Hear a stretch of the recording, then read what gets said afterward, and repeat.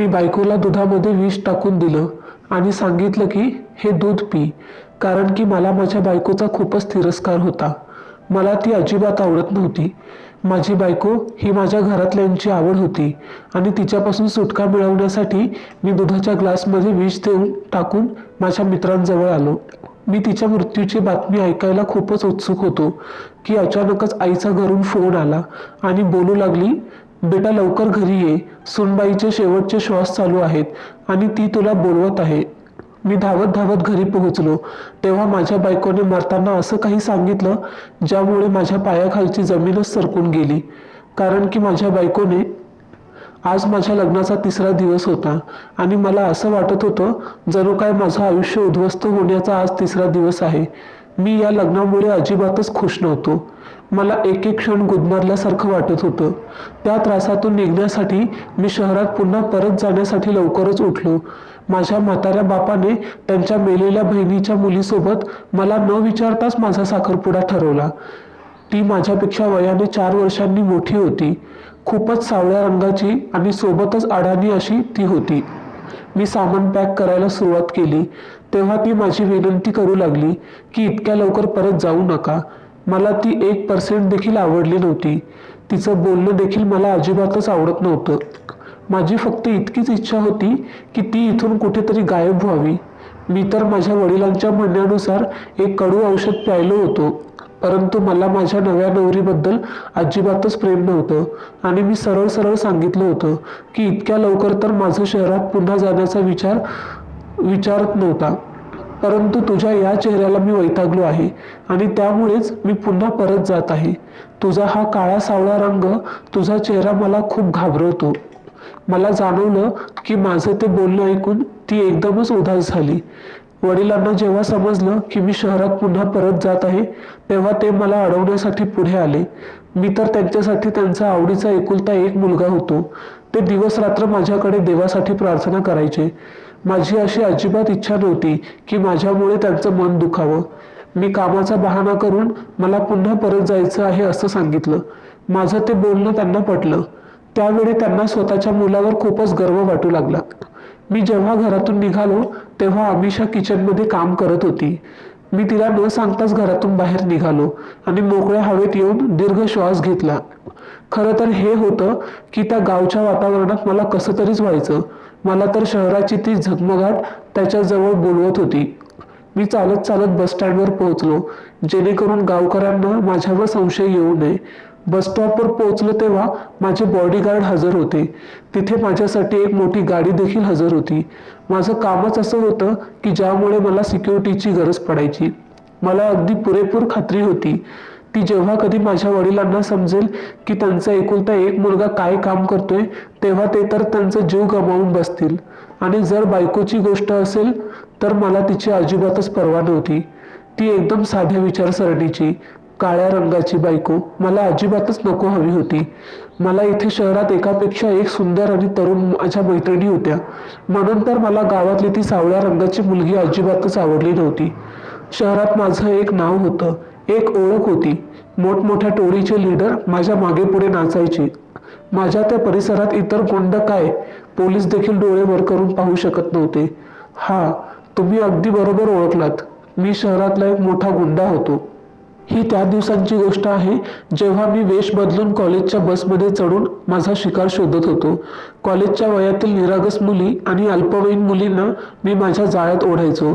ते वय असं असतं ज्या वयामध्ये आपापल्या वडिलांच्या खांद्यावरचं ओझं थोडं कमी करायचं असतं. त्याच वेळेला एक सुंदरशी मुलगी, परंतु जरा गर्विष्ठ घमेंडी माझ्या शेजारी येऊन उभी राहिली. मला तिची अवस्था काय आहे हे समजलं. अशा मुलींना जाळ्यात ओढणं खूप सोपं होतं, कारण की अशा मुली त्यांच्या इच्छा पूर्ण करण्यासाठी काहीही करायला तयार असतात. मी तिच्याकडे पाहिलं आणि म्हणालो की तुम्ही माझ्या जागेवर बसा. त्यावर ती माझ्यावर ओरडली, बोलू लागली, तुझ्यासारख्या लफंगी मुलांना मी चांगल्या प्रकारे ओळखते. तुम्हीही असं काहीतरी संस्कारी असल्याचं नाटक करता आणि मुलींना जाळ्यात ओढता. तिचं ते बोलणं मला खूपच आवडलं. त्याच वेळेला मला माझी ती बायको आठवली. त्यानंतर मी रोजच त्या बसमध्ये येऊ लागलो, कारण मला त्या मुलीला माझ्या हातातून जाऊ द्यायचं नव्हतं. मी माझ्या खास लोकांना तिच्या मागावर लावलं होतं. दुसऱ्या दिवशी मला तिची पूर्ण माहिती मिळाली होती. ती खूप गरीब लोक होते. 2 खोलींच्या घरात राहत होते. वयस्कर आई वडिलांची ती एकुलती एक मुलगी होती. ती म्हणजे सोनमच्या कॉलेजचा पत्ता मी शोधून काढला होता.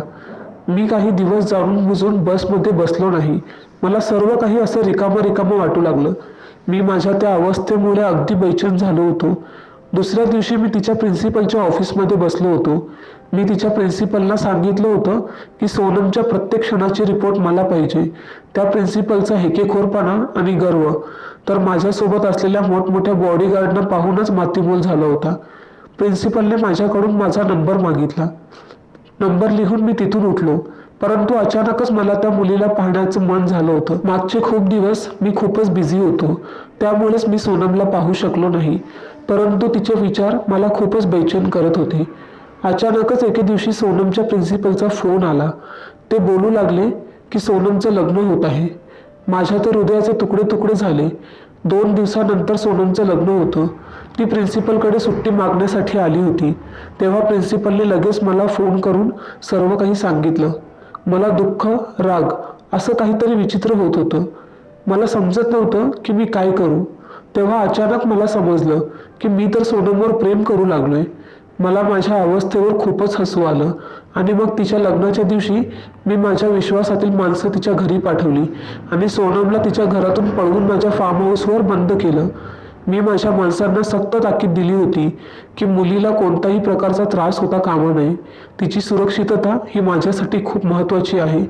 मी तिच्यावर एक ओरखडा देखील येऊ दिला नाही. माझं मन सोनमला पाहण्यासाठी खूपच बेचैन झालं होतं.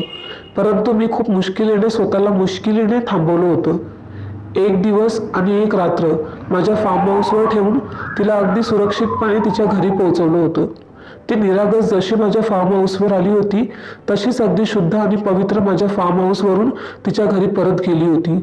माझ्यापर्यंत ही बातमी आली होती की सोनमच्या होणाऱ्या नवऱ्याने हे सांगून ते नातं संपवलं की तू 1 दिवस आणि 1 रात्र बाहेर राहून आली आहेस. मला काय माहिती तुझ्यासोबत काय झालं आणि या गोष्टीचा देखील काय भरोसा की तू तुझ्या मर्जीने देखील घराच्या बाहेर गेली असशील. मला अशा कॅरेक्टरलेस मुलीसोबत लग्न करायचं नाही. असं देखील ऐकायला आलं होतं की या सर्व प्रसंगानंतर सोनम खूपच उदास राहू लागली होती. ती पूर्ण दिवस रडत राहायची. म्हातारा बाप तर स्वतःच्या मुलीला अशा अवस्थेत पाहून खूपच दुःखी राहू लागला. जी माझी इच्छा होती तेच झालं. कोणालाच कानोकान खबर झाली नाही की याच्या मागे कोणाचा तरी हात आहे. यामुळे साप देखील मेला आणि लाठी देखील तुटली नाही. आता मला अगदी पेशन्स ठेवून सोनमच्या मनामध्ये माझ्याबद्दल जागा निर्माण करायची होती. मी कोणतीही गोष्ट करण्यासाठी खूपच चांगले प्लॅन बनवायचो. तशी मला सवयच होती आणि त्यामुळेच मी आजपर्यंत कधीच कोणाच्या हातात सापडलो नव्हतो. पोलिसांना माझ्यावर संशय होता, परंतु त्यांना माझ्या विरुद्ध कोणताच पुरावा हाती लागला नव्हता. मी सोनमच्या परिसरात जाऊन उभा राहायचो. मी खूप हुशारीने सोनमच्या वडिलांसोबत ओळख निर्माण केली. अगदी साधासुद्धा माणूस होता, त्यामुळेच त्याला माझ्या जाळ्यात ओढण्यात मला वेळ लागला नाही. तिच्या वडिलांनी सांगितलं की आमच्या घराचा सगळा खर्च सोनमच्या नवराच करायचा. आमच्या घरातला गॅस त्या सोनमच्या होणाऱ्या नवऱ्यामुळेच पेटायचा. आता तर उपाशी राहण्याची वेळ आली आहे. मी सोनमच्या घरी सामान पाठवलं. सोनमच्या वडिलांनी खूपच नकार दिला, परंतु मी देखील सांगितलं की तुम्ही मला तुमचा मुलगा समजा आणि मग अशा प्रकारे माझी पावलं सोनमच्या घरात पडली. मी पैसा अगदी पाण्याप्रमाणे खर्च करत होतो. सोनमने मला ओळखलं होतं, त्यामुळे ती माझ्यासोबत काही बोलत नव्हती, परंतु माझ्या त्या मदतीने तिच्यावर देखील परिणाम झाला होता. तिला वाटू लागलं की मी खूपच सभ्य माणूस आहे. एके दिवशी तिने रडून रडून माझ्याकडून माफी मागितली, परंतु मी म्हणालो माणसाला कधी कधी गैरसमज होऊ शकतो, त्यामुळे टेन्शन घेण्याची काहीच गरज नाही.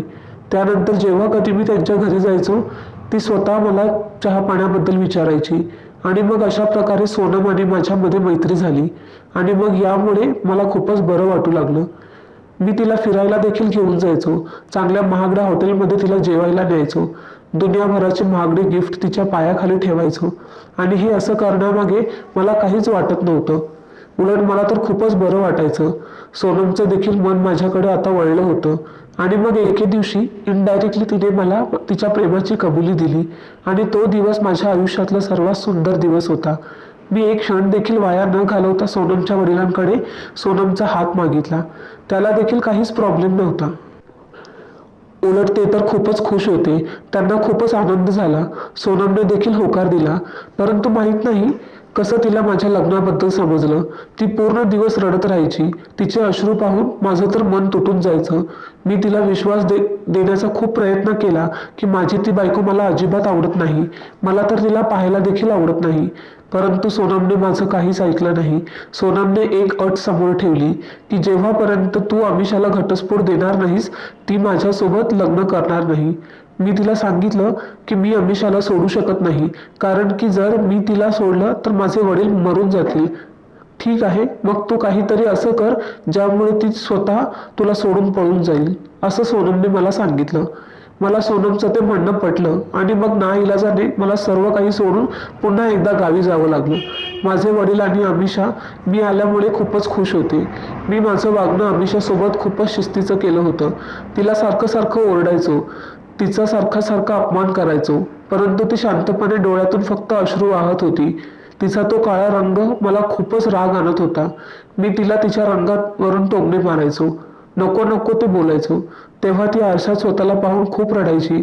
तिचे अश्रू पाहून मला देखील काही वेळासाठी खूप वाईट वाटायचं. परंतु मी देखील काय करणार? मी तर सोनमच्या प्रेमामध्ये अगदी वेडा झालो होतो. मी अमिषासोबत वाईट वागणूक करायला सुरुवात केली. तिच्यावर अत्याचार करू लागलो. आता ती परिस्थिती अशी आली होती की मी तिच्यावर हात उचलू लागलो, तिला मारू लागलो. परंतु ती कधीच तिच्या तोंडातून कोणता शब्द काढला नाही. ती शांतपणे माझा मार सुद्धा सहन करत होती. मला अमिषाच्या त्या धीराने खूपच राग येऊ लागला. ती खूपच निगरगट्ट होती. मी जितका तिच्यापासून लांब पळत होतो तितकीच ती माझ्या जवळ येत होती. जर माझ्या आयुष्यात अमिषा नसती तर आत्तापर्यंत सोनम माझी झाली असती. परंतु आता जितकं मी अमिषापासून स्वतःची सुटका करून घेऊ इच्छित आहे तितकीच ती माझ्या जवळ येत होती.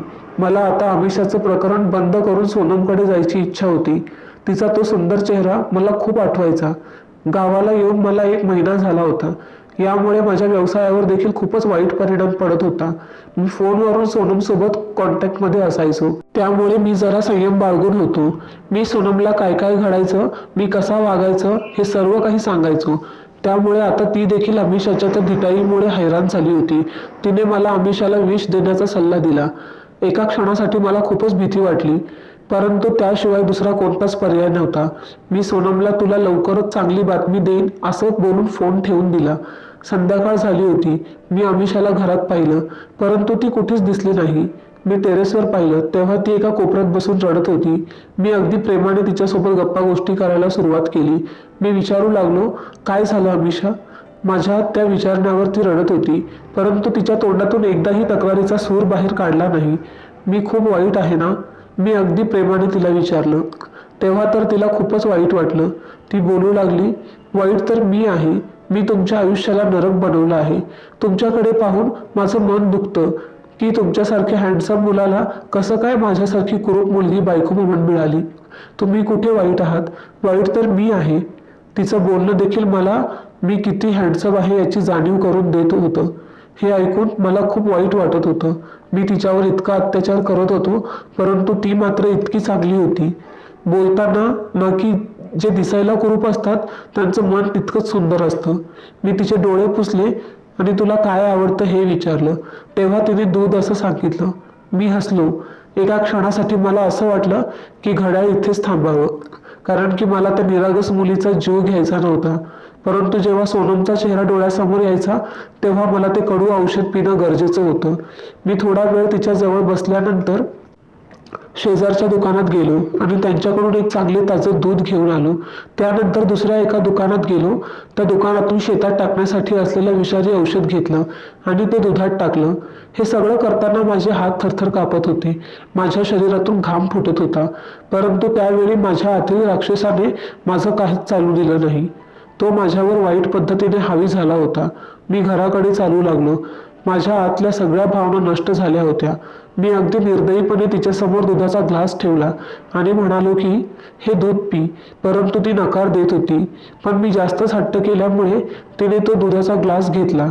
जेव्हा मला खात्री होती की ती या विषाने मरून जाईल तेव्हा मी देखील उठून उभा राहिलो. सामान तर माझं आधीपासूनच पॅक होतं.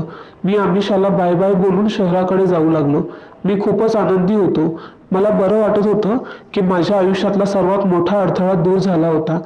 परंतु माहीत नाही, जसा मी शहराकडे जात होतो माझं मन खूपच उदास होत होतं. मी सोनमला फोन करून मी येत आहे असं सांगितलं नाही, कारण की मला तिच्या घरी जाऊन तिला सरप्राईज द्यायचं होतं. तिच्या घराची चावी माझ्याजवळच होती. मी हळूच दरवाजा उघडला आणि तिच्या घरात दाखल झालो. परंतु हे काय, मला खूपच काहीतरी विचित्र जाणवत होतं. भयान शांतता होती की मला तेवढ्यातच समोर सोनम दिसली, जी अगदी नटून थटून खूप सुंदर अशा साडीत होती. तिच्या हातामध्ये मिठाई होती. आज ती खूप सुंदर दिसत होती. आज आपल्या आयुष्यातला खूप मोठा दिवस आहे आणि आनंदाचा दिवस आहे. मिठाई खा आणि आनंद साजरा कर. मिठाई पाहून मला खूपच विचित्र भीती वाटू लागली, परंतु सोनमने जास्तच आग्रह केल्यामुळे मी एक तुकडा उचलून खाऊन टाकला. ती हसत एका खोलीत निघून गेली. जेव्हा तिला खूप वेळ झाला आणि ती पुन्हा परत आली नाही तेव्हा मी देखील तिच्या मागे गेलो. मी दरवाजाच्या मागून डोकावून पाहिलं तेव्हा माझ्या पायाखालची जमीन सरकून गेली. खोलीतून एका पुरुषाच्या बोलण्याचा आवाज येत होता. सोनम त्याच्या जवळ बसून हसत हसत बोलत होती. आमिरजी, तुम्ही तर काळजीच करू नका. मी तर या राजूचा पूर्ण बंदोबस्त केला आहे आणि मी मिठाईमध्ये विष देऊन त्याला खायला दिलं आहे आणि आज मी याच्याकडून माझा बदला घेतला आहे. त्याला काय वाटतंय की मला समजणार नाही की माझा आरोपी कोण होता आणि मला कोणी पळवून नेलं होतं? माझा आरोपी तर राजूच आहे. नशीब आमिर, तुम्ही लग्न मोडण्याचा निर्णय पुन्हा परत माघारी घेतलात. माझं प्रेम तर फक्त तुमच्यावरच आहे आणि तुमच्यावरच राहणार. सोनमचं बोलणं ऐकून मला तिथे उभं राहण्याची हिंमत नव्हती. मी दबक्या पावलाने तिथून मागे परत आलो आणि अचानकच घरून फोन आला आणि आई बोलू लागली, बेटा, तुझ्या बायकोचे शेवटचे श्वास चालू आहेत आणि ती तुला बोलवत आहे. माझ्या तर पायाखालील जमीनच सरकून गेली. मला माझ्या चुकीची जाणीव अगदी प्रकर्षाने जाणवत होती. विष तर मला देखील दिलं गेलं होतं. अवस्था तर माझी देखील खराब होत होती, परंतु मी स्वतःची पर्वा न करता लगेचच गावी पोहोचलो. तेव्हा माझ्या बायकोने मला हसून पाहिलं. माझं अंग थरथरू लागलं आणि मग अचानकच ती माझे पाय पकडून बोलू लागली, तुम्ही मला माफ करा.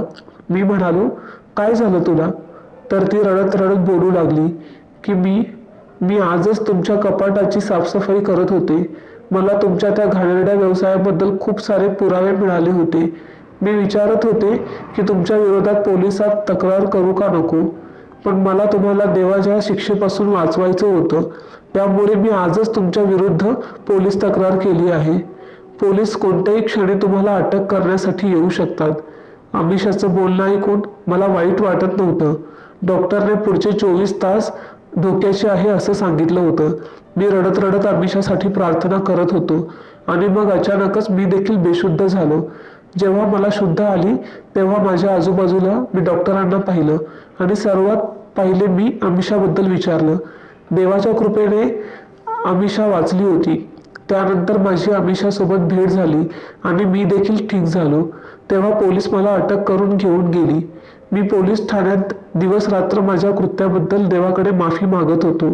आज 10 वर्षानंतर माझी जेलमधून सुटका मिळणार होती. मी माझी शिक्षा भोगून परत माझ्या घरी जात होतो, परंतु माझं हृदय खूप जोरजोरात धडधडत होतं. माहीत नाही अमिषा मला माफ करेल की नाही. मी माझ्या सुटकेविषयीची बातमी कोणालाच दिली नाही. शांतपणे घरी पोहोचलो आणि उंबरठ्यावरच थांबलो. घरातून अमिषाचा तोच आवाज येत होता, माझ्या मुलांनो, तुमचा बाप खूप बहादूर आहे. कधीही तुमच्या बापाला कमी समजू नका. तिरस्कार गुन्हेगाराचा नाही तर गुन्ह्याचा करायला पाहिजे. मला अजून धीर धरवला गेला नाही. मी धावत घरात गेलो. माझी 10 वर्षाची 2 जुळवा मुलं त्यांच्या आईजवळ बसले होते. मी त्यांच्या जवळ गेलो. अमिषाच्या पायांवर पडलो. तिच्याकडून माफी मागत होतो. तिने मला माफ केलं. तेव्हा मी माझ्या मुलांना भेटलो. माझ्या मुलांच्या नजरेत माझ्याबद्दल प्रेम आणि आदर दिसत होता आणि हे सगळं अमिषाच्या चांगल्या संस्कारांचा परिणाम होता. माझ्या मनात अमिषाबद्दल खूप प्रेम आणि आदर निर्माण झाला होता. तिचा तो सावळा रंग मला एखाद्या गोऱ्या रंगापेक्षा देखील अधिक आवडू लागला. त्यानंतर मी माझ्या आई वडिलांच्या खोलीत गेलो. आई वडिलांचे पाय पकडून मला त्यांचे आभार मानायचे होते की त्यांनी माझ्यासाठी इतकी चांगली बायको शोधली होती. लोक खरं म्हणतात की मोठ्यांचं ऐकल्यामुळे माणसाला कधीच दुःखाचा सामना करावा लागत नाही. तर मित्रांनो, आजची ही कथा तुम्हाला जर आवडली असेल तर व्हिडिओला लाईक करा, शेअर करा आणि तुम्ही जर या चॅनलवर नवीन असाल तर आपल्या या मराठी यूट्यूब चॅनलला सबस्क्राईब करायला अजिबात विसरू नका. कथा शेवटपर्यंत ऐकल्याबद्दल तुम्हा सर्वांचेच मनापासून आभार.